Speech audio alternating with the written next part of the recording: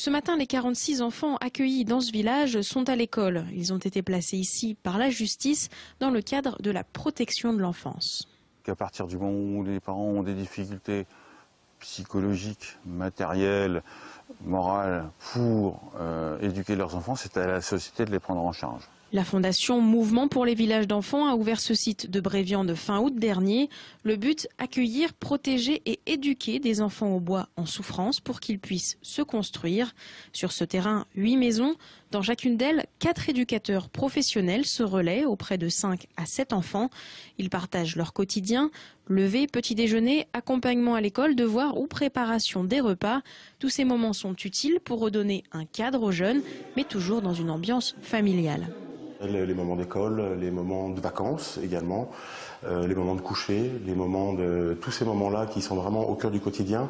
Pour un professionnel de l'éducation, c'est dans ces moments-là qu'on va avoir une relation la plus personnelle et la plus profonde avec l'enfant et où on va pouvoir faire passer nos enjeux éducatifs. En tout, une trentaine d'éducateurs s'occupent des jeunes à tous les niveaux. Les éducateurs sont à la fois travailleurs sociaux et ont une capacité à prendre en charge le quotidien des enfants. C'est-à-dire qu'ils font à manger, font faire les courses, font les menus avec les enfants, font les activités. On est dans la suppléance de la fonction parentale. Les parents ne sont pas exclus du processus. Autant que possible, ils sont sollicités dans les différentes étapes de la vie de leur enfant. Les parents gardent leur autorité parentale, même pour les actes usuels de la vie quotidienne. Exemple, la coupe de cheveux. On les contacte pour qu'ils nous donnent leur accord. On les invite aussi à nous accompagner lors des rendez-vous scolaires. On travaille avec eux, tout ce qu'on met en place avec leurs enfants. Particularité de ces villages, les frères et sœurs peuvent être hébergés ensemble, ce qui n'est pas toujours possible en famille d'accueil ou dans d'autres établissements.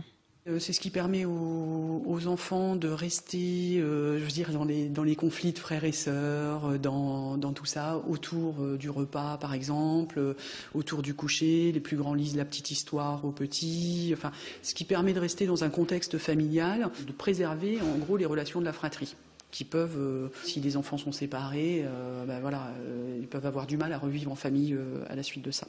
Car le but de l'aide sociale à l'enfance est bien sûr de préparer le meilleur avenir pour ces jeunes.